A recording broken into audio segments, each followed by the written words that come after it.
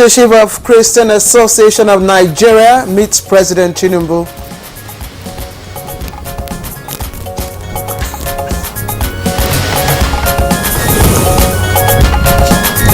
Plans underway to set up Nigerian Education Loan Fund to manage student loan scheme.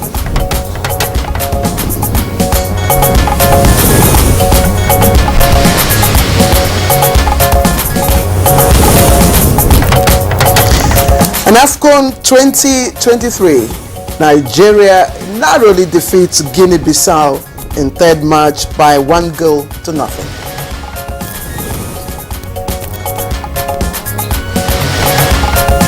And on Good Morning Nigeria today, our focus is on checkmating the emerging abduction industry in Nigeria.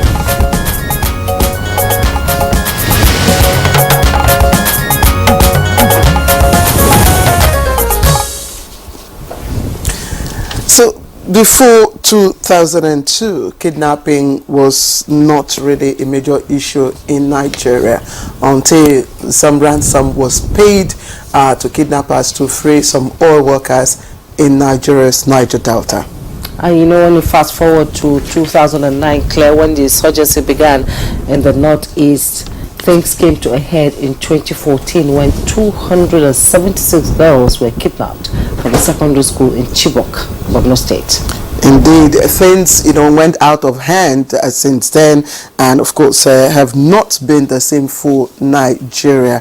Now kidnappers are all over the place in almost all parts of the country. Alas, Abuja has not also been spared, and lately kidnapping for ransom has now become a big business, unfortunately. Unfortunately, Claire, and the figures keep increasing, and families of victims are frantic under a lot of tension.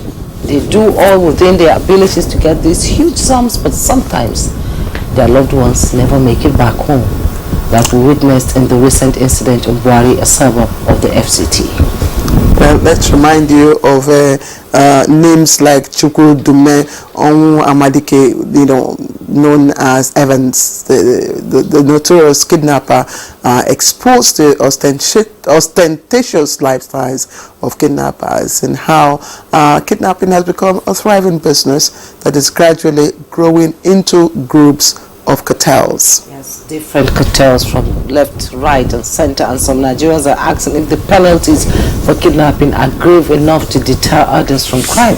They also want to know if security agents in the country are ready for this war against kidnappers, enemies of the state, I call them. Enemies of the state, indeed, and Nigerians are now ever more concerned about the new surge in kidnapping in not just different parts of the country, but also here in Abuja, the federal capital city. Now, if you go by road, it's a frightening experience. Reports indicate that some kidnappers now disguise as military men or police officials, and we must tell you that things are no longer at ease. I mean, if we must borrow from that novel. Our attention today will be on this issue, and because of the great concerns it is raising amongst Nigerians, amongst Nigerians, and it seemed to have become a daily occurrence. There's no day you don't get to hear of one kidnap incident or the other within and outside the suburbs of the federal capital city. When it comes close to your neighborhood, you feel the panic. It's frightening these days to even travel by night. Even drive within Abuja by night. So scary. Yes. Well, we hear some positive steps have been taken, and at least by the Minister of the FCT, we'll get to hear more about that later when we begin our conversation. But we have assembled a panel of discussants who will be joining us, of course, in the course of our production. For now, let me again warmly welcome all of you to Good Morning Nigeria. As we always say, Jumin and I, let's get high on Good Morning Nigeria. It's the good drink to start your early morning. I am Claire Adelabu Abdurrazak. I And I am Jummai Yusuf. Thanks for joining us. We're transmitting live on the network service of the NTA. Don't forget, we have our complimentary segment, and we have Chooks the Boy coming in for the paper review, and business will also come your way. We'll take a peep into the world of sports and developments across the country and the world. But for now, let's begin the highlights of the day with the news with Zaret Dignu. Zaret, good morning. Good morning, Jummai and Claire. And here is the morning news.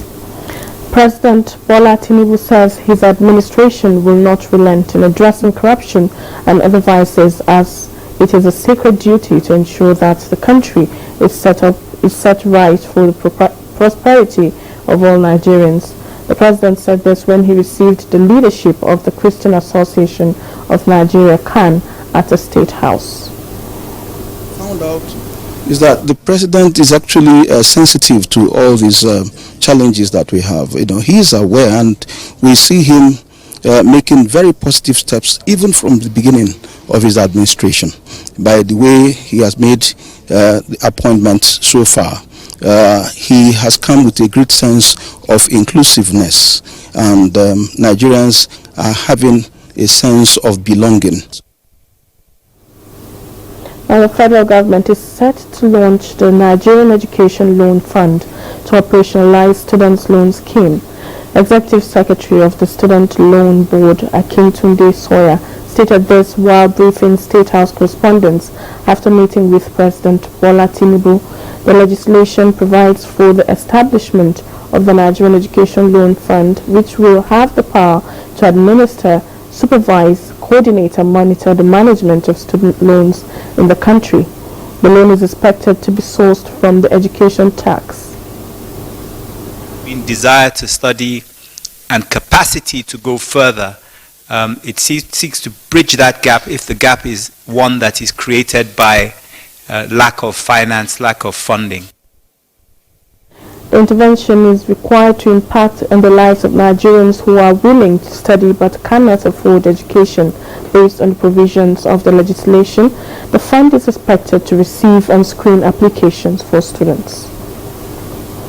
The Rural Electrification Agency has been requested to supply the House of Representatives Committee on Public Accounts more documents detailing the utilization of an alleged estimate of 12.4 billion naira COVID-19 intervention funds.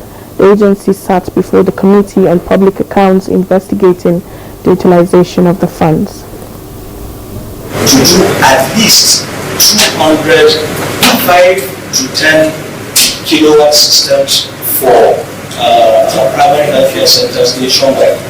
We also ensured that this had a very good spread to the extent that we had at least one primary healthcare center powered in every single senatorial district in Nigeria.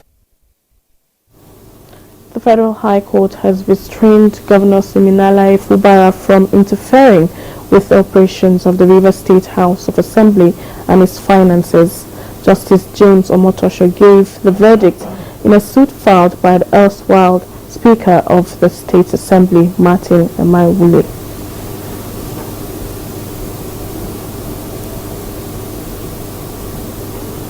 And that's it on the morning news. Jummai and Claire will be back with the rest of the program after this break. If you're still with us, this is Good Morning Nigeria, and we're live in Abuja. NNPCL plans to pay royalties taxes from 3.3 billion Afrexim loan. When Vivia Ezedefe has more on these and others on Business News. The Nigerian National Petroleum Company Limited says it will prepay future royalties and taxes to the federal government from the $3.3 billion financing deal it got from African Export and Import Bank last year.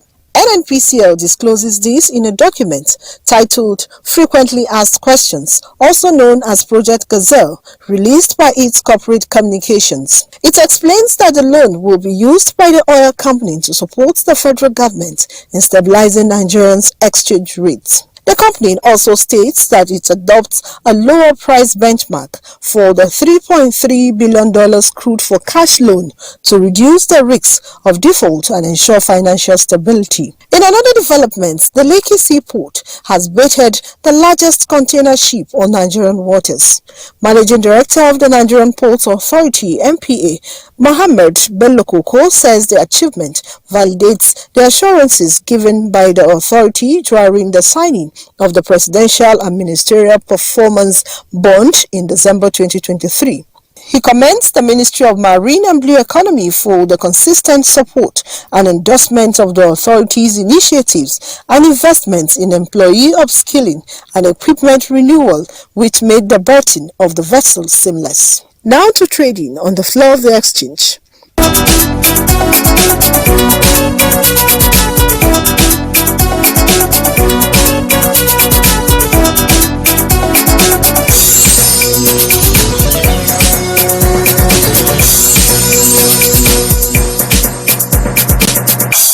With business, Vivian Zadifi. Hi, you're watching Good Morning Nigeria, and time for newspaper review, and that's coming up next.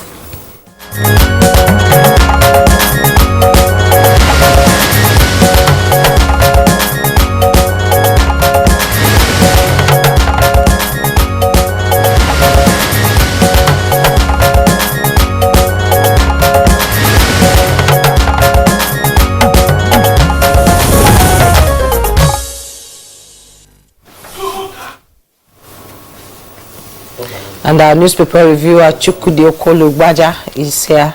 Good morning, Chooks. Good morning. Good morning. How are you doing? I'm fine. I take my time to pronounce that name properly. Yes. Those of us from the south make it Jumai. Jume. Jumai. You look different, Chukudi. How do you? Claire. Good morning, ladies. It's time to review this. He's high on Good Morning Nigeria. Nobody should be allowed to go don't worry, I'll keep our secret. I don't like her trajectory. I'll keep our secret. She's a hot ball sometimes. You've got more papers. Go ahead.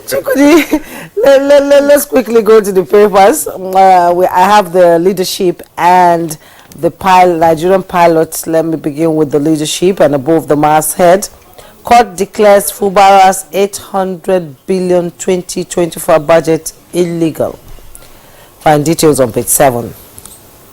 3,478 repentant terrorists reintegrated in 7 years. This is coming from the Chief of Defense Staff. You find details on page 7.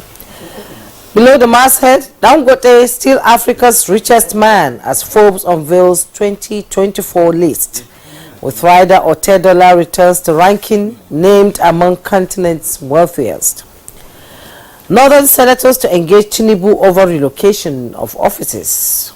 It has been trending over the week, relocation of FAN and a part of the CBN. You want to know more about it, you go to page 7. Bandits in military uniform kidnap 30 in Katsina. Details on page 13. AFCON 2023, Nigeria advanced to, narrowly like Claire said, advanced to last 16. You find details on page 31. Kidnapping, FCT gets approval for tracking equipment. You find the details on page 4. FRSC records 4% reduction in road crashes, death. Details on page 6. And the headlines in the leadership newspaper, Supreme Court verdict. Anxiety has sacked Plateau lawmakers vow to resume. With riders, lawyers warn says it is a dangerous and lawless path to take. We will use all options to reclaim their mandate. That's coming from the People's Democratic Party. Let me go quickly to the Nigerian pilot. And some other stories I've read already. And let's go to 58 Northern senators kick against 28.7 trillion projections in 2024 budgets. You find details on page 4. We know those behind banditry. Solid Mineral Minister reiterates earlier statement, insists powerful Nigerians behind banditry or other crimes. says criminals have access to heavy funding arms from sponsors. He also adds he has received threats since he first made the statement, but is undaunted. Reveals that based on intelligence reports, there is serious connivance along strata of society. PDP sacks 16 PDP lawmakers vow to resume legislative duties today. PDP sacked 16 PDP Plateau sacked 16 PDP lawmakers vow to resume legislative studies today. I beg your pardon. You find details on page 11.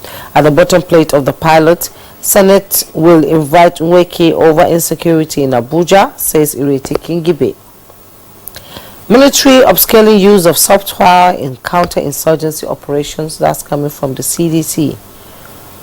NSCDC receives communication gadgets to enhance surveillance. Tinubu approves emergency procurement for tracking equipment in Abuja. And road crashes declined to 10,617 deaths, reduced to 5,081 in 2023. That's coming from the road safety. And dump refuse indiscriminately, pay 200,000 naira fine. That's coming from the Kwara state government to residents. No more. The papers have security reports this morning. Yes. Okay. I have Daily Times, and almost all the stories we've just read are here also. Just to pick out one or two. We paid ransom to free Abuja kidnapped sisters, family members, and Enugu doctors to begin indefinite strike over shortage of personnel insecurity, and Ibadan explosion culprits will face justice. That's federal government.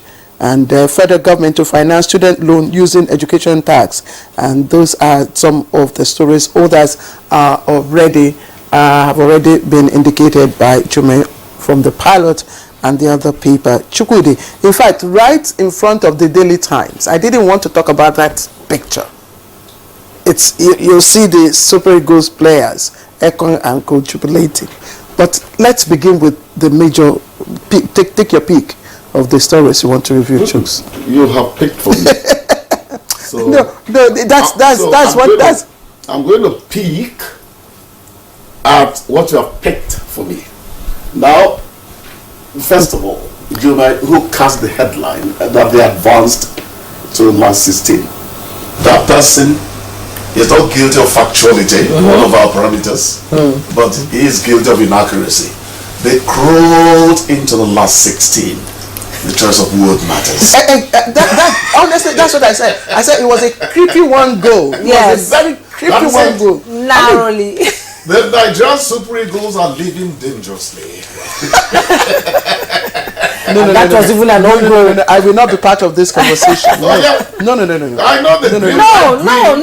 Nobody's saying they are not doing their best. Is your constant but banner. they need to exactly up their game. Exactly. They need to up their game. Choose the boy. If we all agree, that in football, what matters is how many goals, go behind the goalkeeper. That's whether you slip acknowledge the beauty of Arsenal football. Hold on. Whether you slip into the net or crawl into the net or whatever, it is the final. It's a goal. So the Eagles are, they say, slow and steady wins the tick tick tick. Hopefully they will steadily win the race. But honestly, the 3-4-3 pattern was not it. Yeah, it wasn't. Was it the pattern really? Well, so what was because our wings? What was the problem? We had a very weak wing. In the first match, what was the problem? It was used. Yes. Look. I think somebody was making a joke of how we should prepare for football. He said, let's take a break for 10 years. Prepare properly. And go the way of West. No, we have to go back to the way West Ham did his. We have to go to the grassroots. Start picking up talents. There are so many talents out there, but there's so much politics in football. Actually, there'll be no room to talk about it. But there's so much politics in football. We have talents who can make this team. Jimmy and Chukwudi, do you know what? I didn't even watch it. I was just when I go to this social media. Yes, when I see the comments, I will now tune in. I will see that. I'll go back to Equatorial Guinea. You know, that was a match. Yes. Cabo Verde and Egypt, that was a match. Was a match. I mean, that was the match. but for heaven's sake, how did Ghana lose it? I didn't watch Ghana's match. I like the Cape Verde's story. Yeah. You know, we say there are no little people in football anymore. No. Even if a nation is 5 million, as long as they can make up 22 players and they are serious about It's the training passion. them. It's the heart. Anyway, I I think enough for football. Yes, Let's it's the move on. heart. There is much The more. students loaned by government, Yes. the explanation on how it should, the loans should be accessed, I think is important for us to mention. First of all, let us again commend the federal government for this initiative. Nigerian students do really need, a leg up. They need support. Accessing it, let's say, is going to be seamless, and there won't be any human touch, contact. That is what I'm interested in, because for you to fight vice in society, one of the things you start doing is to institutionalize process. Yes. Very important. There was this Tanzanian who was my second when we taught at an academy. He's a Voice of America top notch. He told me that in Tanzania, for instance, you don't write your name on the exam answer sheet. It's a number. It's just a number, Yes, so nobody gets to know whether you're from Chukwudi's Hamlet. And they now want to make Isenuku people the best, even if they don't deserve it, I'm not saying white people at all. But the point I'm making is that if you institutionalize process, Yes. transparency becomes a natural phenomenon. Implementation becomes easy too. I think in some institutions, I like this. in some tertiary institutions these days, if your answer sheet, you're only required to put your matriculation number. Yes. So okay, we've started it. Yes. Yes. Okay. Matriculation number. It's just that we haven't made it a national. But you must sign in and out of Yes. the sheets that you were present. Yes. Yes. But on your answer sheet, it's just your a number. matriculation number. But Chukwudi, let us look at this incident, this issue in Enugu. Doctors going on indefinite strike over shortage of personnel and insecurity. And I'm just wondering with what is happening, across the country in terms of brain drain, happening within the health sector and insecurity here and there. How long will this strike last? It's not how long. And the impact. It's not how long it's going to last. That is the first tragedy. The first tragedy is that it's happening at all. Because we can't afford it, given the slim numbers that are on the premises of hospitals across the country now. I begin to sound like a broken record if I talk about what I heard at a big hospital, a very big Nigerian hospital, perhaps the biggest. A nurse said, "I like your passion, I like what you feel for us, but as you see me here, I am doing the job of 4 people. Yes. Nurses particularly are leaving, even Yes. Not just doctors. You understand? A lot of nurses are leaving. The good thing is that the president, just about 2-3 weeks ago, mentioned that support is really going to go into the health sector to help arrest the trend. How quickly we move to that level is very important. Beautiful. Yes. The other Very one, important. yes. The other one is important. the other one is the development in Abuja, and I think I read that the minister of the FCT, Yesowike, held a press meeting yesterday to intimate journalists with what is happening, and again, let's applaud the federal government for approving the purchase of a very vital machine that helps me tell people that the phone belongs to Ali. Yes. And that we're talking about within very narrow radius of where it is done. Not this thing is coming from the southern part of Abuja, and they begin to comb, looking for a needle in a haystack. And they begin to ask, how come we are just getting that kind of equipment? The manufacturers or the people selling it, they went to sleep or something, or decided to barricade us from the shop. Do you know the former minister of I thank the minister Pantami? Pantami Yes. raised a concern about why the NIN and SIM card leakages are not being used. So that raised, a lot of concern, and people were wondering, so what is the use of all of this, the data that we are gathering? You cannot use it. You cannot sleepwalk when it concerns security. Yes. Maybe you could do a little of that in football, but security is security. You understand? There you go again. Oh, no, I'm not going anywhere. You see, you mischievous journalists, you have a way of connecting events. We need this country needs to take this issue of insecurity seriously. More proactive. There's a saying in Hausa, Say it in Hausa first, please. Give us the local flavor, please. You should be watching the fire before the pap boils over. When you put groundnut, you watch it with spoon so that it won't over. You understand? You should yes, we need to do that. It's not just talking. Look, this talk has been going on for more than 20-something years. It talk. Many lives can be saved in this country if attitude shifts a little. Yes. It was a shock to me when to read part of what Yesuike talked about, the fact that even the security agents do not have motorbikes to navigate those areas, and that when there is need, they run back to the office of the NSA or to the police headquarters. So there's going to be a command and control center in Abuja. You might not like it when the minister of the FCT engages a few theatrical. Yes. We must commend him for this proactive attitude. And also the president for listening. The $1 million question is, where are the CCTV that were installed in Abuja? How much was spent? What happened to them? We'll get to talk about that when the conversation begins. You're watching Good Morning Nigeria on the network service of the NTA. We'll take a break. When we return, our conversation on the resurgence of kidnapping in Nigeria will commence. Don't go away.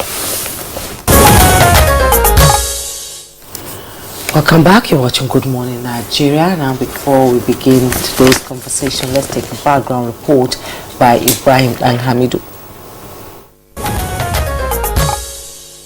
For 2 decades now, kidnapping has been a long-standing issue in Nigeria with various motivations ranging from financial gain to subject the victims to some form of involuntary servitude, as well as expose Nigerians to criminal acts against them so they will live in fear of terror. However, the recent upsurge in these incidents has been characterized by an unprecedented scale and audacity, raising concerns about the capacity of security agents to respond. The root cause and motives behind these kidnappings in Nigeria, according to some criminologists, can be attributed to a confluence of factors, including widespread poverty, socio-economic disparities, inadequate law enforcement capacity, and proliferation of armed groups.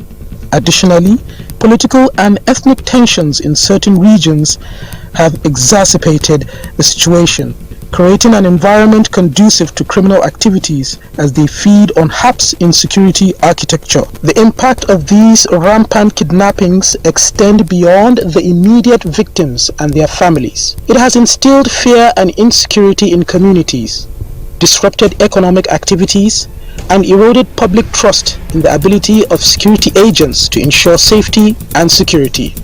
Furthermore, the negative publicity resulting from these incidents has hampered investment and economic development efforts. However, the Nigerian government has taken various measures to address the issue, including the deployment of security forces, legislative reforms, and the establishment of anti-kidnapping task forces. However, the efficacy of these efforts remains a subject of debate, as the number of reported kidnappings continues to escalate. The ugly trend and resurgence of kidnappings in Nigeria poses a formidable challenge that demands a multifaceted approach encompassing political, socio-economic, and security dimensions. Security specialists across the nation concur that this crisis will require concerted efforts from all stakeholders, including government agencies, law enforcement, and the civil society.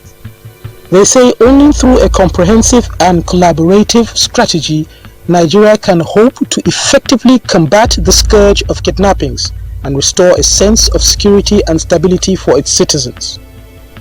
Guests on Good Morning Nigeria will delve into the situational analysis of this crisis which threatens the stability of Nigeria, as well as discuss potential solutions to this growing scourge threatening the Nigerian people by criminal en passant rule. Ibrahim Dan Amido, thank you. Thank you for relieving those very, I don't know, yes, very, very sorrowful details. Thank you for the pictures. Thank you for the good narration. Now, to begin our conversation on resurgence of kidnapping here in Nigeria, and most importantly in the FCT, we'd like to introduce our guest for this morning, Dr. Kabiru Adamu, Security Risk Management expert. He's always, always handy, always obliging us when we call upon him. Thank you very much, Dr. Kabiru. Good morning. We also have here with us Professor Femi Olufumilade. Professor Olufumilade is a political scientist. He's pioneer director, Brutais Center for Contemporary Security Affairs and HOD International Relations and Strategic Studies. We are very glad to have you with us this morning, Prof. Good morning. Thanks for having me. And we also have joining us via Zoom someone who has gone through what we just imagined. She is Mariam Abubakar Bobo, Civil and Water Resources Engineer, Beauty and Wellness Advocate, and a kidnapped victim. You're welcome to Good Morning Nigeria, Mariam. Good morning, Nigeria. And also joining us via Zoom from Freetown, Sierra Leone is Wilson Inalegu, retired AIG. Thanks so much for joining us. It's a pleasure for me to be with you via Zoom. Well, I don't know who to begin with. I think you should begin with Mariam. Yes, Mariam. Let me begin with you this morning. You've seen the reports, you've seen the visuals. I'm sure it must bring some memories which are not good, which are not palatable. You've gone through this yourself for months. You've been held captive with your husband and your children and with other people also. Let's have your experience of what happened, how it happened, and the experience you had when you were with these kidnappers. Everybody knows the date was 28 March, and we were just going for a short visit to Kaduna to see my ailing father-in-law at that time, and because I didn't have any assistant at home, and normally I would not leave the kids with assistants. I had a sister that was staying with me, but she had to travel to Maiduguri at that time. I had to pick the kids with me to travel, so we boarded. We actually paid for the 2:30 p.m. Train, but because of the movement, the activities, we had to pick the kids from school that day, and I had to pack their bags for their books. They were doing a revision week so that they study during that period. Monday was exam, and we missed that train, so we booked the 6 p.m. train to go, and we arrived at the train station. Everything looked good. I think it was an external thing since we were almost closing up. Even my son had to ask me that time, Mommy, we didn't say our 6 p.m. prayers. And I said, we're almost getting home. Maybe we just pray since it's Kasarul, we're shortening our prayers. The toilets are really not very good, and there were so much activities on the train that day. Let's just see it, we will soon be home. So it was around a few minutes to 8 p.m. and there was just after a while that we spoke, there was a huge bomb. We heard a loud bang, and then the train started swapping left, right, and the rest, and it was pulling. So we all started praying. I had 2 of my kids on my side of the train, and my husband had the remaining 2 on their own side. So there was an exchange with the officers on board the train, I believe, but at some point it quietened. We didn't know what was going on. we were asked to sit, to lie down under the seats in the train. We did that for a while. The bullets, then after a while, the bullets started coming in from the other side of the train, and that was at some point they were able to advance, and that was how they took siege of the train. And from coach to coach, they were asking us to get off the train. We had to move. I think it was a gully. The train was in the form of a gully. From my experience, we had to climb up the hill, up from the train track, and they asked us to run deep into the bush. We were running. I had kids, so I was a little bit slow. They were flogging. At some point, we had to sit down, and they tied up some of the men with their hands at the back. Then after a while, we kept moving into the forest. At some point, they used improvised bikes to move us further into the forest, and that was where we spent the first night. And subsequently, for about 3 days, we were moving on foot, on bikes, till we got to the point where they kept us for the most of the stay there. And so it's terrifying. We don't know what was going on. We actually was thinking it's the usual bandits thing and the rest. We tried to tell them to negotiate with our families quickly. We had children with us. We had sick people with us. A few of us had sustained bullet wounds at that point. We needed care and the rest. They had somebody who was coming to check the wounds for those victims and the rest. There was no food, so it was just, I think that first night, in the morning, the little baby was trying to fed and start crying, and somebody gave us some of the meat pie they took from the train that night, and at least that was what we were able to eat in the morning. I shared with the women because we were seated in separate areas, but that's how did the movement. The food wasn't palatable, just maybe once in a day that was feeding, and wherever you drop, you lie down, sleep in the dark, in the bush. You don't even see where you're going, but you're asked to move. You step. Some of us had leg injury because we had to fall inside the forest, inside holes, but we were asked to pick up because if you slow down, you get flogged. And all that experience, it wasn't an easy one, even having with children. My little girl was still on diaper, so she had to be potty trained by force in the forest. We had to manage ourselves. There was no place to sleep. We were sleeping on the ground in the open.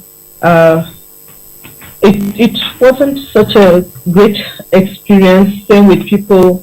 The children, I don't think they were even had time to even see guns, unlike the way they were seeing people pointing guns at them.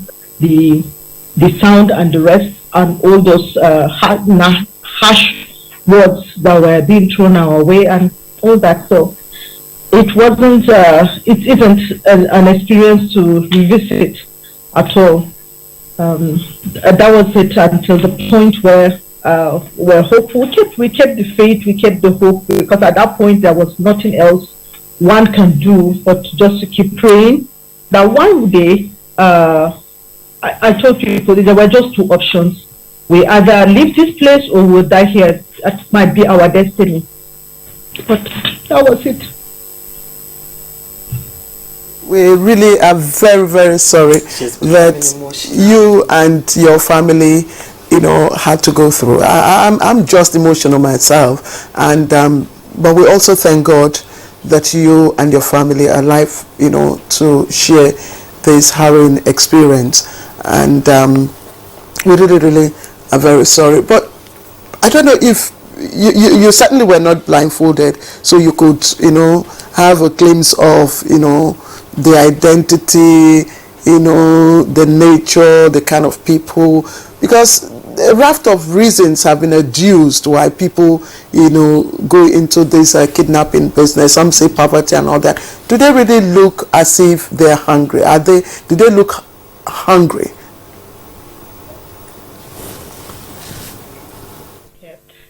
Obviously, staying in the bush, some of them had their faces covered, but the bulk of them didn't have. Their faces were opened. Some relaxed at some point to open their faces. So, but yes, they definitely don't look like as healthy as normal people. Some were okay, because I think some of them were coming from, they were actually not, I think they were a mixture. Even if they were a mixture, I'm not so sure.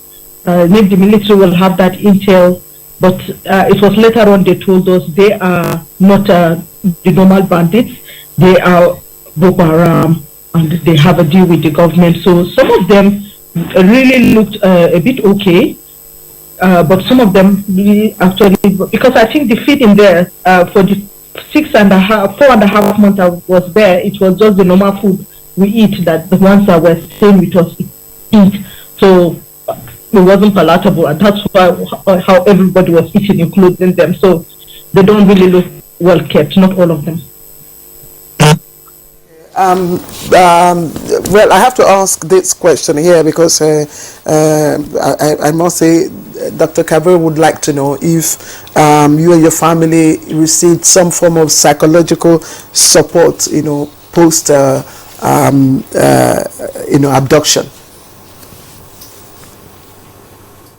We had my aunt, my maternal aunt arranged just a brief, we had just a 1 week, not even 1 week, a 3-day psychological evaluation for the kids. So it was a personal arrangement. My husband and I never got to the point of going for any psychological evaluation. We just maintained our prayer and our faith in God that it has passed, and we're getting through the process. I need to stay with you for a bit. I'm sure this is something that, at times keeps you up at night. I followed your write-ups on Facebook, on social media, narrating your experience with children. How were the children treated by these kidnappers? At least the children, they had the same fate with me. They stayed with me and the location, sleeping on the ground. On the first day, I think one of the victims had thrown his babariga, so they picked that up because it was white, and obviously maybe they didn't want it to be detected, maybe visually from an aerial vision. So they brought the babariga and gave me to cover the kids. So I had that for a while, so we started using it as our sanitary pad at some point. So we started cutting it. So to put it lightly, at least the kids had a mild reception from them. They tried to play with them. They tried to ask me to give them the kids, to keep them in a better environment with better food and better sleeping environment, but I had declined. I chose to keep the kids with me throughout the stay, but they could bring biscuits, drinks, milkshakes, and give the kids to take. About your rescue.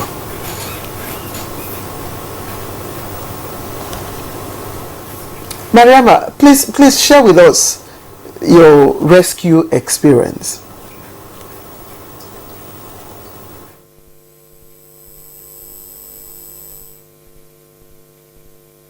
Okay, I didn't get the question. Please share with us how you were rescued.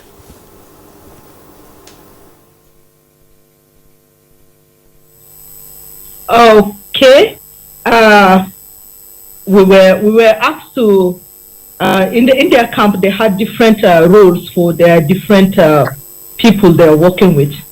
So one day on the 9th, actually, maybe most people didn't know, we were released on the 9th. We were asked to leave the camp where we were staying on the 9th. He just came to announce. At that point, the families had started paying ransom by themselves. So he came to announce that my husband should get up with me and my children and Hajia Aisha, that they would try to get us out, but they were not sure because at that time there were aerial bombardment in the forests.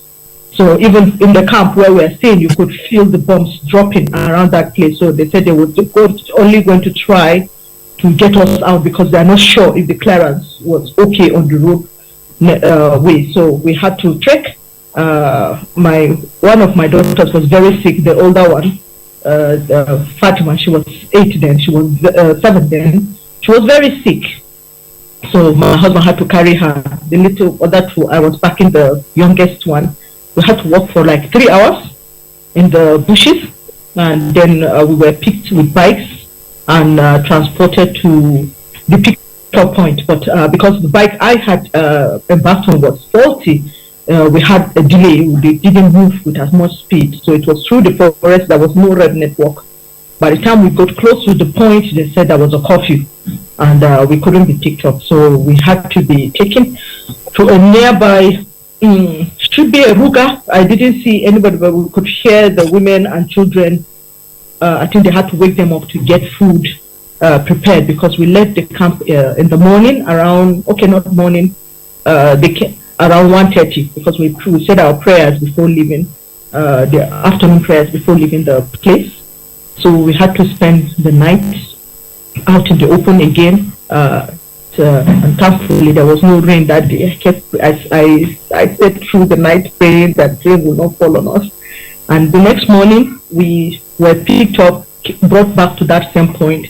We waited for a few hours before we were asked to come to the the road, and we were picked up by a vehicle and brought us to the Desert Herald office, where our families were waiting to pick us up.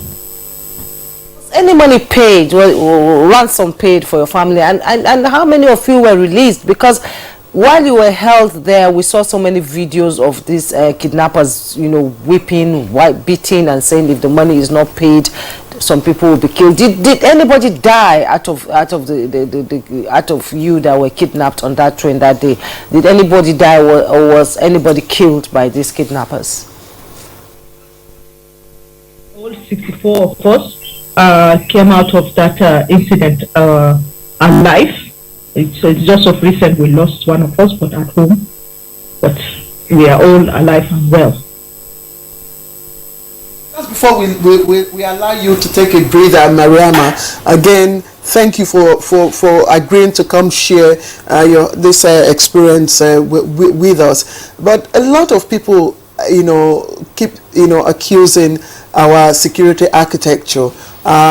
Sometimes we hear people have been rescued, and the concerned Nigerian races, were they actually rescued, or did the families of the victims pay ransom? What can you tell us? How can you evaluate while there? You said you heard bombings and shootings and all that. How can you evaluate, or what can you tell us about the efforts of the security operatives in securing kidnapped victims?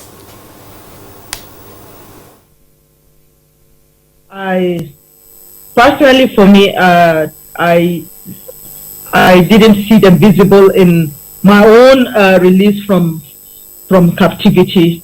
But the last batch that came out, the last 27, I believe the military were the ones that rescued them. So maybe they might have more to say about it.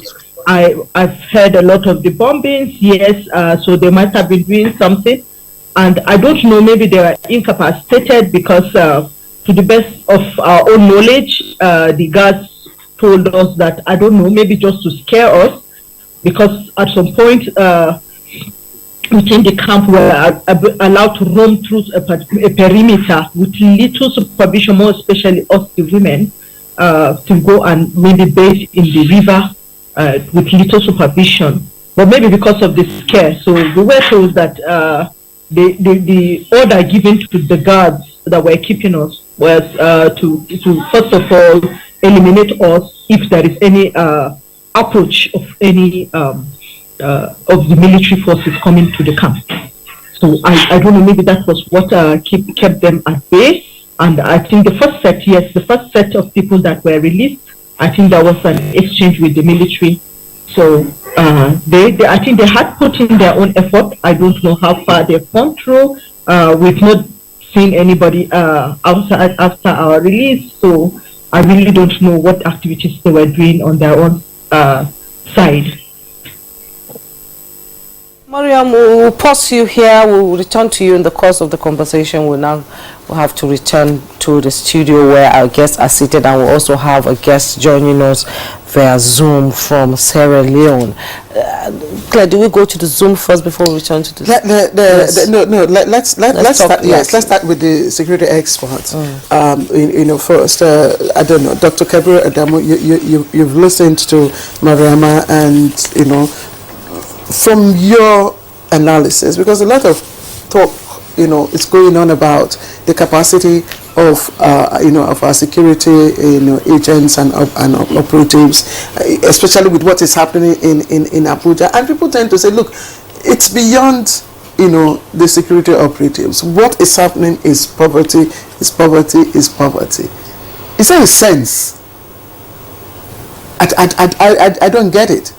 Because you listen to Miriama, those who kidnapped them didn't look hungry. First off, let me join in sympathizing with all the victims. Actually, Mariam just shared with us her experience, a harrowing experience for a family to be subjected to what they were subjected. And I think as a nation, all we can do is thank God that she's alive and her family is alive to among share the ones that are alive, their experiences. But Mariam and her family are just one out of thousands of Nigerians. My consultancy documents incidents, security incidents, and we know, for instance, that last year alone, almost about 5,000 Nigerians were abducted. We also know that as at 18th of this month, 63 residents of the Federal Capital Territory have been abducted just in a space of 18 days from the 1st to the 18th of January 2024. We also know that between November and December there was a 168% increase in abduction incidents in FCT Abuja. Now, even to a primary school kid, 168 is cause for concern. In other words, if the security system that we had in place was not one that is not adequately conscious of incidents and trends like that, perhaps we would have taken more proactive measures to prevent the current de-escalation or escalation that we have within us at the moment. And I say this with all sense of responsibility. As a patriotic Nigerian, which I hope I am, I'm concerned that an institution as respectable as The Economist has written on this matter to suggest that our security agencies are not handling this matter in an effective manner. Until date, I haven't seen any credible response by any institution in government addressing that article. You are a security risk management expert, and I'm wondering, have you ever been approached for expert consultations, expert advice, expert input by government? Yes. Because you're all over the place on CNN, on Al Jazeera, on BBC. For some reasons, I would say beyond being approached, there is a need for the president recommended, and this was probably in June when he went to deliver his speech in Jaji, I think at the graduation ceremony. If I quote the president very well, he advocated the harnessing of our national powers. All the elements of our national powers. If we are going to solve this challenge, we have to harness our national powers. And those elements include us, you and I. Now, in 2019, we were promised a paradigm shift, that our former approach, the state-centric approach to security, will now become a human-centric approach to security. In other words, the paradigm that security will be approached from will be human-centered. And that means respect for every citizen. I'm laying a foundation. You asked me if I've been approached. The answer is I've offered.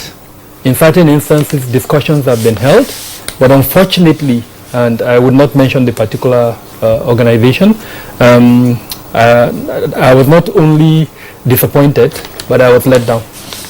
And it's concerning in the sense that if the president has issued that directive and one of his aides who has been appointed doesn't seem to appreciate what that president, what the president, the presidential directive is saying. And this does not apply to me personally. That's why I laid that foundation.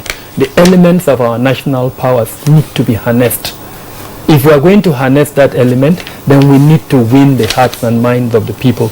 Okay, you're not yes, to the people. Oh. You know, you had Dr. Kabiru saying that the president said we must harness all elements, you know, of our national power, and that includes all of us here, all Nigerians, and community itself should be engaged in this security, you know, situation, because non-kinetic solutions have to come into it. You had Mariam saying that when they were brought back because they had a problem with one of the bikes, they stopped at a Ruga. That means a settlement, and they could hear women and children and them preparing food for them. The community itself can be very useful in intelligence gathering. But are the communities also afraid? Are they more afraid of the kidnappers? Because so many kidnappings are there. Some have gone under the radar of the media. We don't even hear about it, we don't know about it. And we've heard from reports, people who came out of mass graves in these bushes where they kill victims and they bury them there. What is the role of the community as a political scientist in helping with this security situation in this country? Okay. It's a multi-pronged approach. Like he said, that all the elements of our national power must be deployed to combat insecurity in all its ramifications. Now, talking about community involvement, you are talking of vulnerable communities. Yes. Communities that within the precinct of where victims are kept. The best they can do is for security agents to comb the bushes and recruit informants in all those communities. But remember what happened to an informant, a farmer who happened to be an informant to Nigerian security in the precinct of the Nnamdi Azikiwe International Airport. They had projected that terrorists might want to overrun the airport, and to forestall that, they recruited some human intelligence agents, and this person was very useful in forestalling a particular attack. But what happened to him? After he had given the information that he cited some, criminals, heavily armed, moving towards the runway, and those will be the criminals were apprehended. They later went for the man and got him killed. So nobody will know whether his family had been compensated. Before you start talking about even communities, what about the security agents themselves? A police officer gave me a ride from the Nnamdi Azikiwe Airport to my residence in Abuja here last week, Thursday. And we had a lively conversation. He said it normally grieves his heart when people start talking down on policemen. They are corrupt, they are this, they are that. That, am I not aware that for them to be able to go on patrol, they have to task themselves initially to put fuel in the patrol van and then later sustain it through the gestures of good Nigerians who give them what we call bribe on the highway, that if they don't collect, they will not be able to, buy fuel for those vehicles and will not be able to even repair them. That is why when I go to you go to some police stations, you see some broken down vehicles there. Am I aware that he buys his own uniform for himself? He told me of an operation they went for in a police helicopter, whereby the pilot of that helicopter was fired at. The helicopter was targeted from the ground level by the criminals they were mounting surveillance on, and he received a bullet to his buttocks. It broke through the base of the helicopter. He said, would I believe that that man had to take care of that? He managed to get the helicopter to a safe landing, and thereafter his entire that it was like his lap had been shattered into pieces, that he spent weeks upon weeks treating himself, that nobody came to his rescue. So if that is the lot of those who are bearing arms that we rely on to protect us, what do you expect of the communities you are talking about? I recall a gory video that I will always regret I watched that video. A woman was picked up by Boko Haram. They went right inside somewhere in Maiduguri to pick her up, because some other people had told them that she was the one who gave this information and so on about them, because they also come to town to buy food, yes, like any other person. And they got her. They slaughtered her like a ram. She was my friend, Margaret. Oh. She was my friend.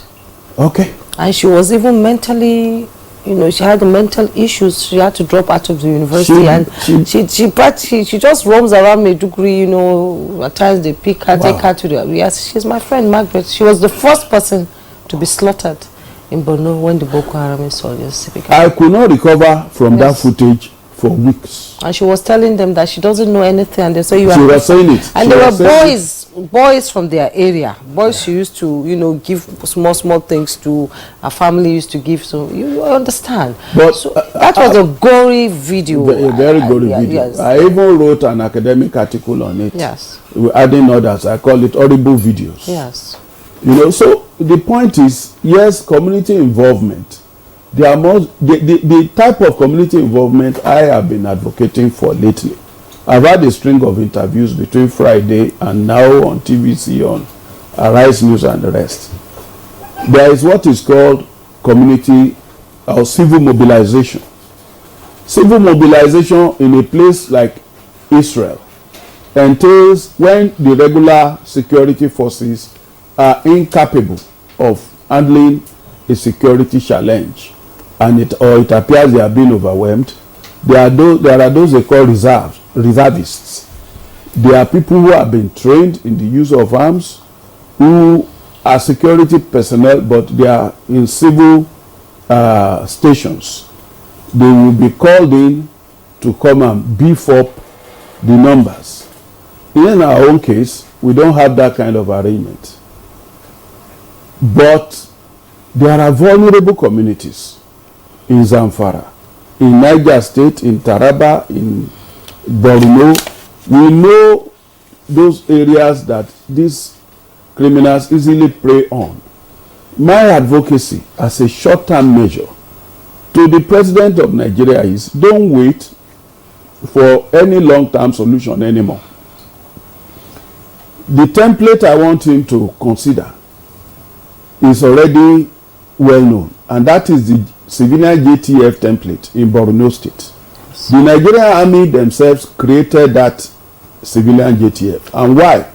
They realized that they didn't have the numbers to handle these insurgents and terrorists and other and the terrain too. And they don't know the terrain better than these people. So that after dislodging Boko Haram and they are being recalled to another theater, the people themselves can offer some resistance to further attacks. And while they are doing that, they can then call for the regular security people to come and help them. So I want that replicated in all these vulnerable communities. Get the traditional council to bring volunteers to the nearest military formation to be trained and armed to protect those communities. I think that's the kind of community involvement we critically need at this stage, because we are in a situation where we are all vulnerable. At any time, they can come for anybody. Olufumilade, thank you. We will keep you on hold and discuss further on this. I don't know if you also, if you are advocating vigilante in the likes of the Amotekun that we have, in the southwest. But we'll come back to you. Yes, we'll come back to you to explain, yes, the scope and context of this. AIG Wilson Inalego is joining us via Zoom all the way from Freetown in Sierra Leone, and he's been quite patient. AIG, good to see you. Compliment of the season to you. Again, Professor Femi and Dr. Kabiru have raised the issue of trust deficit, between the people and, of course, security architecture in Nigeria, and the impact of that on community policing and all that. So my question is community policing really, feasible, within this, within this, context where you have, trust deficit going on? The people do not trust, the security, agents. They do not trust that if information is passed, they do not trust their lives, and they do not even trust, what will happen to them thereafter. So is community policing, which, a lot of people have been canvassing, is it really feasible? Is it really doable? Community policing is doable, is practicable. And I say that for a number of reasons. What is the number of the police compared to the population? Definitely, the police cannot cover every inch of our territory. Therefore, there must be partnership and collaboration with the community. And that is not to say we don't have trust deficit. No, nobody is saying that. But I think this is what the security agencies are doing in particular on a daily basis, trying to reassure.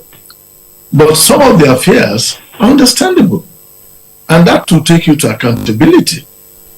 I know if I testify against a bandit or a kidnapper, and the case is not properly investigated, and the kidnapper gets to court and is set free by the judge.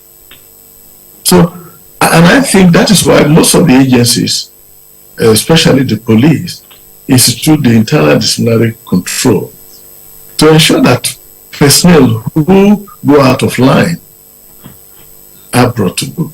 And that is why they have public complaints lines to get the public that, look, we need your support. Your support is what is going to bring crime down. All the guns on the way, all the patrol vehicles from Abuja to Kaduna, it's not the solution. The solution, one, is the people.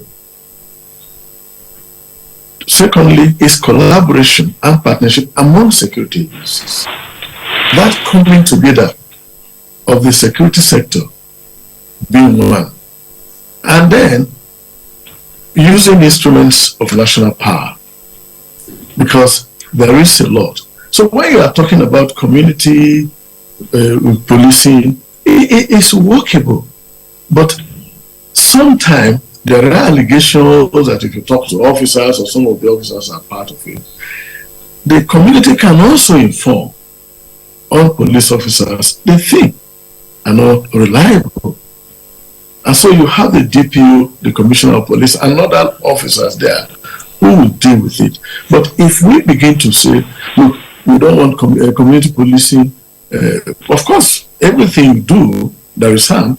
Even driving from your studio to your house, you don't know what will happen. And you wouldn't say because there are risks involved, you won't go to work.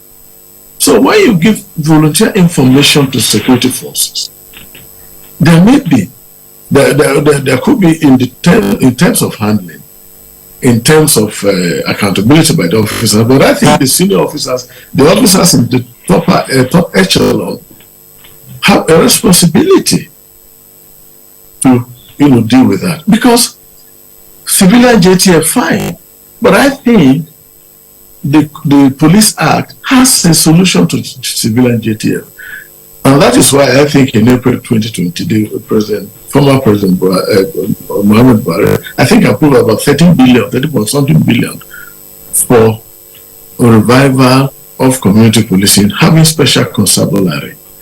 And so when you have in a community, for example, and you give some names to your governor or to the minister or to your representative, and say, look, we want these people to be part of the special constabulary. And they are deployed within the communities. But the governors may not be comfortable with that because it still goes under control, because that means if you deploy constabulary within a police jurisdiction, that police jurisdiction will have the responsibility for ensuring their good conduct and performance. And some people are not comfortable with such, but I am surprised. But I think when you talk of kidnapping, the way to go is intelligence. It happened in Colombia. More than 80% of the success recorded in Colombia is through intelligence. And what did they do? They brought the intelligence and security services together and formed a kind of joint task force. And they depend on that. So it is when you have actionable intelligence, you deploy them. We can end kidnap if we use instruments of national power that I think Kabiru referred to. You bring governance and law enforcement together. That, because let me give you an example. Have we interrogated the way ransoms are paid and collected? Don't you think we should have a retreat? How is it possible that they collect ransom? What do they do with the ransom? I think it is not out of place to have a national retreat. To have a national retreat and talk about how is ransom collected. They move you, bring it to Kwali, you get to Kwali, they say, no, move to Wagwalada. Have we been able to interrogate it? I think this is something that can help in making this in the board. And that is why you have the CBN as a strong instrument of national power. What policy can we adopt in managing cash? How is it possible? And the same style in the last 10 years of collecting ransom. I think it's another discussion I think we need to talk about. Now, the police and other security agencies mostly are under-resourced. I'm happy they talked about welfare and logistics. Abuja is the capital city. I want you to send your crew to police stations and investigate and find out what is the establishment, what is the strength, and then go to the outlying divisions of Abuja, Abaji, Kwali, Kuje, Buhari. Do they have the human resource strength to be able to deal with crimes, violent crimes in those AIG in Alego, if I can pause you there so that I can ask you this question. You know, security experts have called for the repositioning of the police force itself so that they can be able to take care of Nigerians the way they should and perform their duties better with more equipment, better equipment and motivation, because the policeman is the closest person to the community. Let's have your take on that.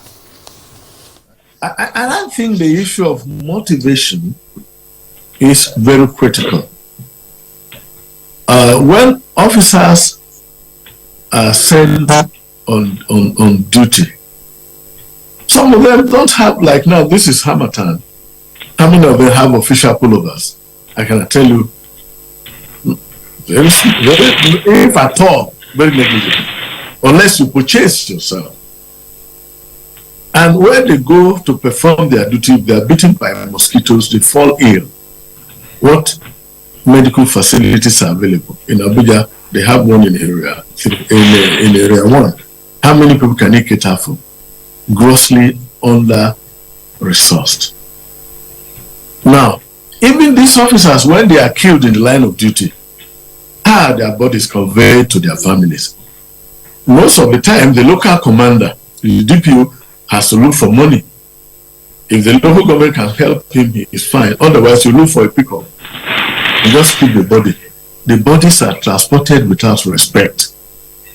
Even when they retire, what is their pension like? A commissioner of police pension is not more than 82,000 a month.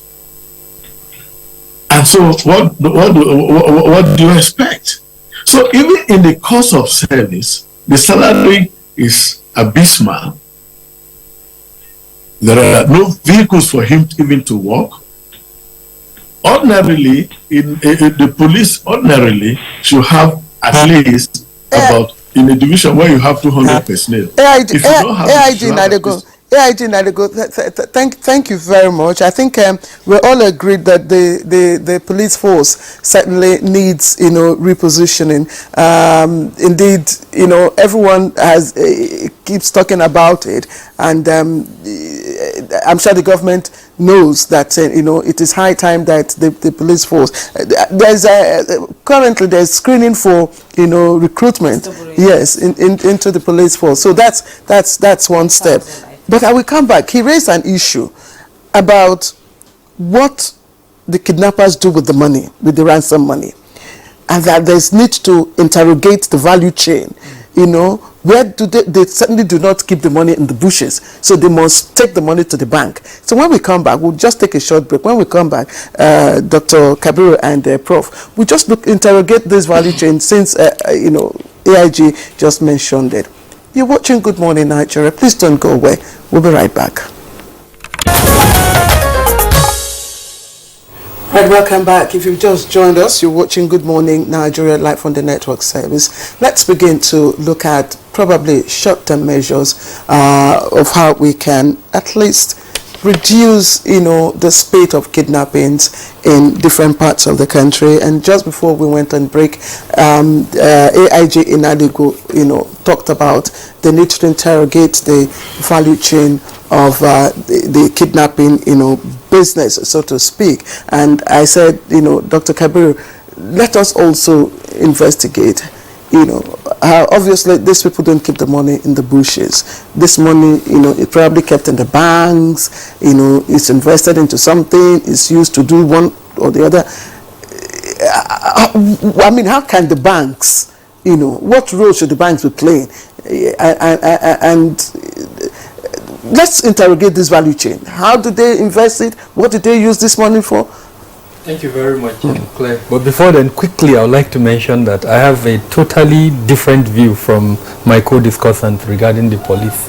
I believe that the police needs to look inwards and correct itself, because I am aware that there is a lot of money within the police, and that money, for all intents and purposes, is not going to the police.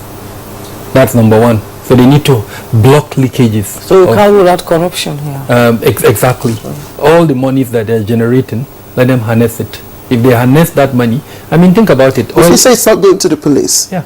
How do you mean? So police carry the police, Nigerian police force carries out certain responsibilities. Banks, as an example, all the banks in Nigeria have deployments of police, and monies are being paid for each personnel that is deployed in the range of the list 70,000 and above for each personnel.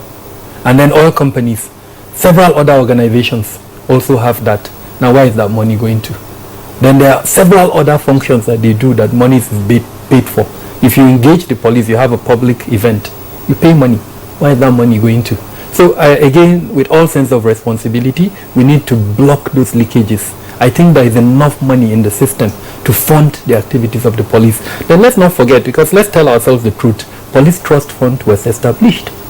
That Police Trust Fund, a certain percentage of the revenue accruing to Nigeria goes to that trust fund. So to address three issues: welfare, training, and equipment within the police. Which other organization in the country has that? And then the Police Service Commission.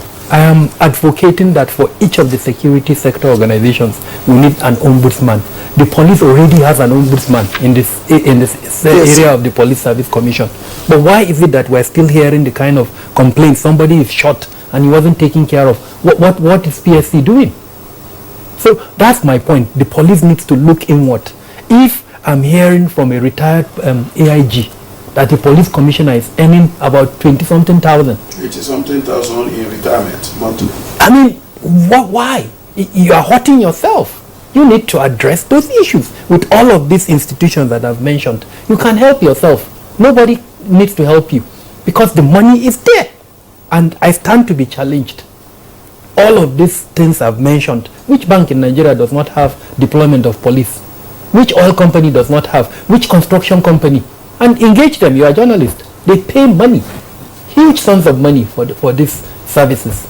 So I thought I should clarify that the police needs to look inward. Let, with due respect to the IG, let him look at himself in the mirror and address these issues. If he leaves this legacy, Nigeria will never forget him.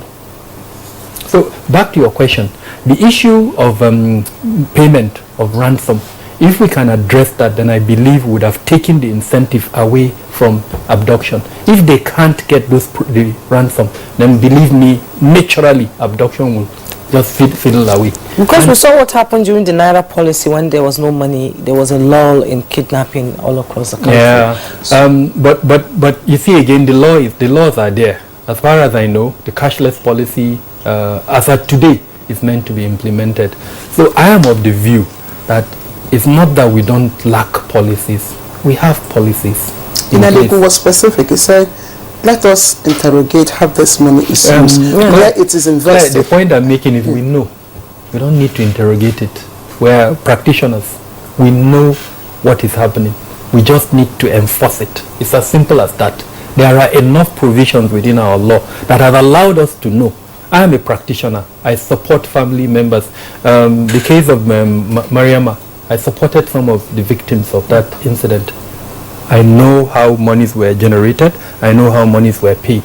As at today, there are at least 2 incidents that we're supporting. So we know. We don't need any studies. We know. My point is, let us enforce our existing laws. So the regulators, yes. Because each of the sectors have regulators. The ones that are implementing those laws, then the ones that are overseeing them. And then if we even lift them, the National Assembly has an oversight function for all of these issues. We know that we've got enough laws. It's just for us to implement those laws. And I'm advocating seriously that we need to embrace monitoring and evaluation within our security sector. Let us start developing key performance indicators that we can use in measuring players within that sector. Abduction, I just gave you incidents for abduction. I would want a situation where at the next discussion between, let's say, the players, and I'm hoping that the National Security Council will even sit, where they would review in critical terms to say, okay, as at June, when the president assumed office, this was the number of abductions in the country. Now, as at the time the NSC sits, this is the number of abductions. And we know who is responsible for what. If you look at their constitutional mandate, we know who is who. Then start apportioning blames and start consequence management. If the persons are not living up to expectations, for God's sake, Better Edu was removed from office. Yes. Why? Because there was an infraction. The sentence should be applied to more than even, because this is human life. Yes. Hearing Mariam's experience, tears almost came out to my eyes. Now, who was held accountable for that incident? Yeah, that's why they said this problem cannot be solved in the siloed action. There must be a multi-dimensional approach. You know, it is essential to solve this problem. Mr. Femi, Professor Femi, we just heard that President Bola Ahmed Tinubu has,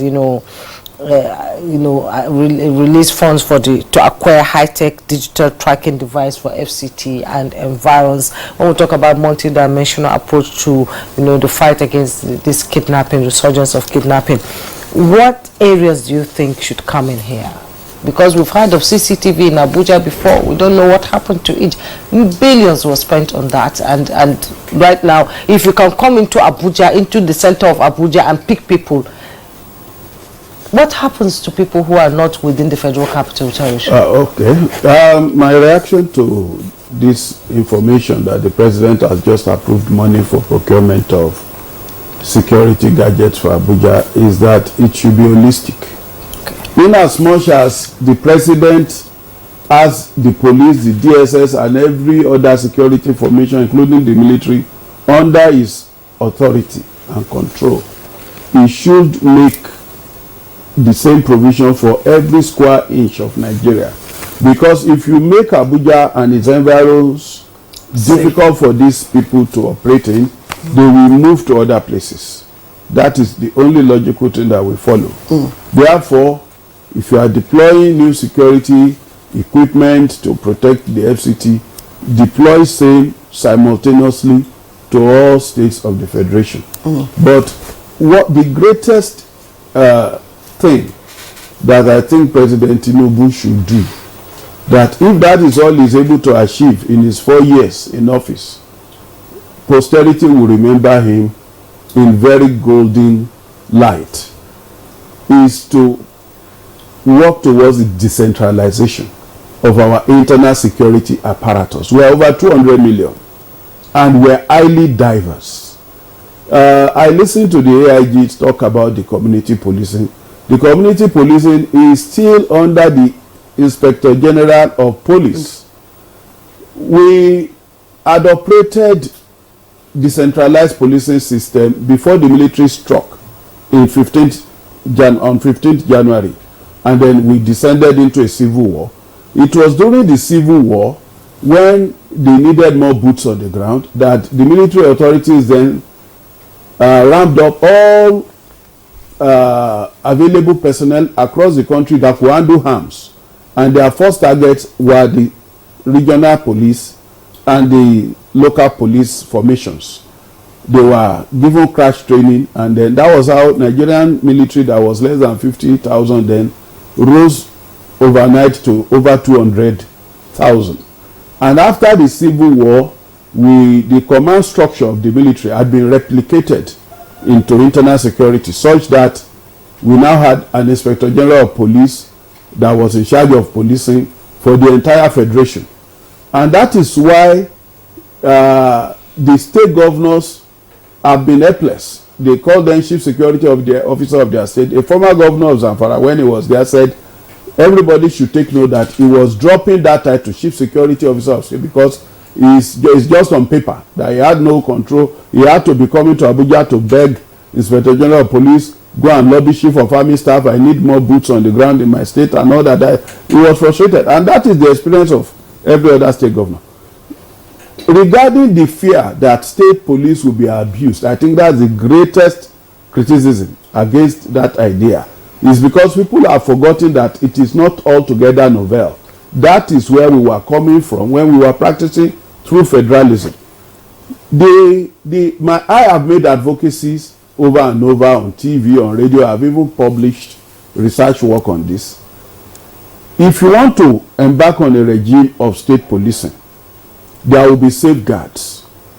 The current Police Service Commission can be renamed to National Police Service Commission, which will set out guidelines. It's not every state of the federation that must have a state police.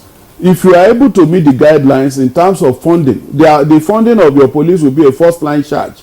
It's not something that you now arm people and then they are hungry and they now become criminals. No. The number of police that you can recruit will also be your carrying capacity. Just the way National Universities Commission does with universities. You can't just run any program anyhow. There are laid down guidelines and conditions to be met. If you abuse, for instance, there could be a provision that if a state governor is notorious for abusing the state police, there could be a suspension of his authority, and the Inspector General of Police of the Federation will take charge at that period. Professor Femi, we are almost running out of time, but quickly, in just 60 seconds before we bring in AIG and Mariama,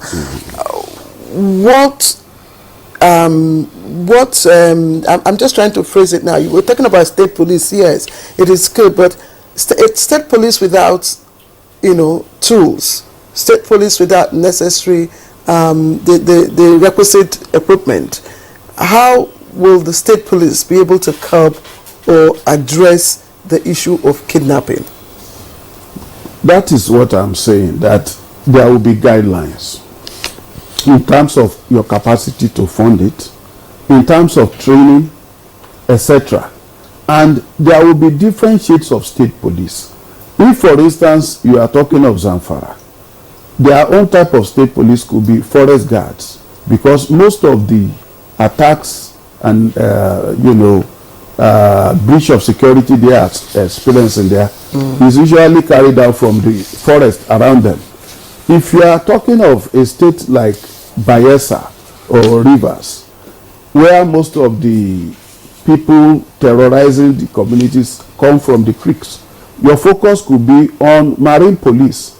So, and it's better to have a small size police that is highly mobile, that is well equipped, that can be easily deployed, than to have a motley crowd of policemen that don't even have functional rivals. Okay. So, and it's not going to be compulsory that every state must have state police. Canada is a federation of 7 provinces. Yes. 6 have provincial police, 1 does not have. They are okay with the federal police machinery. So okay, that is optional. So that the blame will not just be on the head of President Bola Tinubu for insecurity. People will start looking at their own police and be held or their own governors and hold them accountable. Okay. On that note, we need to bring in AIG Inalego now into the conversation.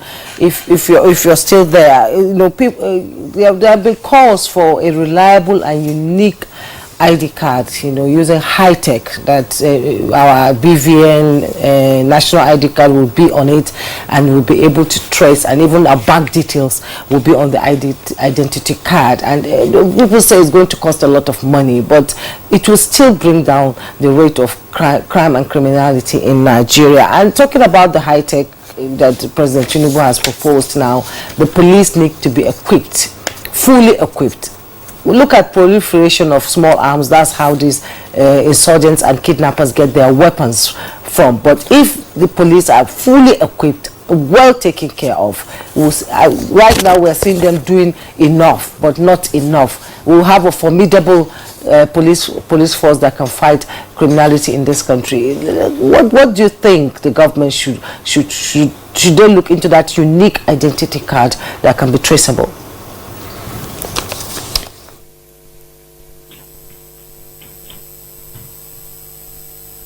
Mic is off.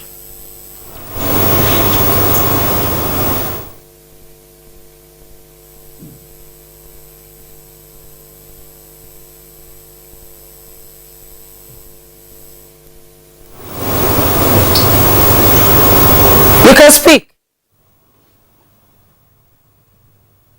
Okay. Mariam, into this conversation if you're still there. Mariam, you've listened to all our guests talk about the need to empower the police and our telecommunication network in this country. I would like you to tell us, was there a form of communication? Were they using their phones while you were there with them, communicating with people outside the forest where you were? And how was the communication like?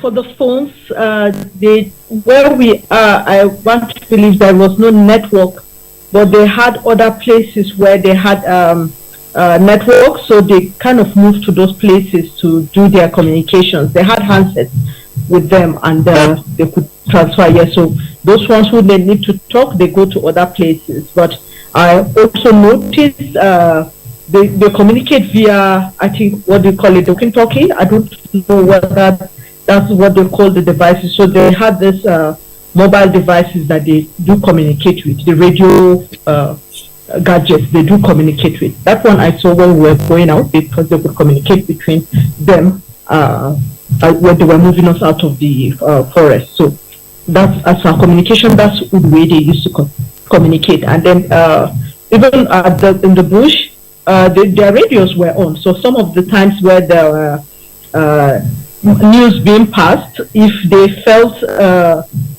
we need to hear the information, they could put the radios on loud enough for us to hear, but sometimes the radios are quite low, only they could listen to what it is they were that was being discussed on air. That's user radio. All right, Miriam Abba, I don't know, just briefly in 60 seconds, what advice can you give those wishing to travel either by road, by train, or in Abuja, in different parts of the country at the moment? To travel? We're muted. What safety advice can you give those, who may wish to go travel by road or even by train? I believe maybe more of the surveillance on the road. I know we're still growing up. I think I was in secondary school where those toll gates were pulled down, and I think those were not just for getting money and the rest. Those are security apparatus as well. I've also traveled out of the country, and I've seen how people man those those toll gates. They come with various roles. So I want to believe if we had those at some point, it would have reduced some of the issues we're having on the road, because then there would be at reasonable distances. There are people that would respond quickly to the situations.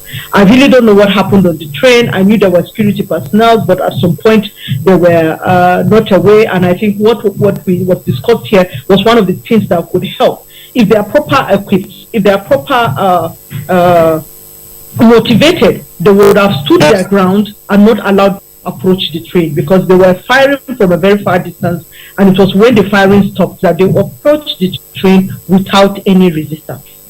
So I want to believe on the parts of our people. I'm from Borno State, so I've heard, I've not been in Borno all this time. These insurgencies have been happening, but we've seen videos of our personnel running away because of being against people that are working with tools and maybe mercilessly could deal with them, and then they have to run away.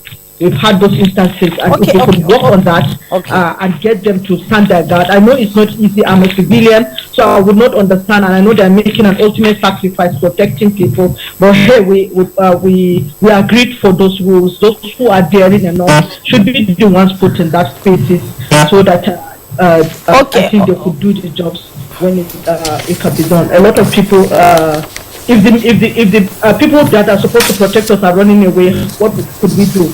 If we knew they were running away. Okay, Mariam, we've run out of time, and as always, it is always when the conversation is getting more interesting that the time tells us that it's over. Thank you so much, Mariam Bobo, Civil and Water Resources Engineer, Beauty and Wellness Advocate, and a kidnapped victim. Thank you so much for sharing your experience with us. We know the trauma you went through, and we appreciate you. Thank you so much. We also had political scientist and pioneer director, Burate Center for Contemporary Security Affairs, HOD International Relations and Strategic Studies, Professor Femi Olufimilade. At Igbinedion University. At Igbinedion University. So thank you so much for your contribution to the conversation. Our regular here also, Dr. Kabir Adamu, Security Risk Management Expert. We appreciate you and thank you for coming, waking up in the morning. And also we were joined by AIG Wilson Inalegu. He joined us from Sierra Leone. Thank you so much. I'm so sorry that your audio problem, stopped us from getting to two critical issues, but it's all right. Thank you so much. And now that's Good Morning Nigeria. Claire, a very interesting conversation we've had this morning, and a lot of discoveries and a lot of solutions to it, and I hope the government is listening to what the experts have talked about. I am Jumbo Yusuf. Join us tomorrow for another edition. And I'm Claire Adilabu Abdurrazak. See you tomorrow. Bye-bye.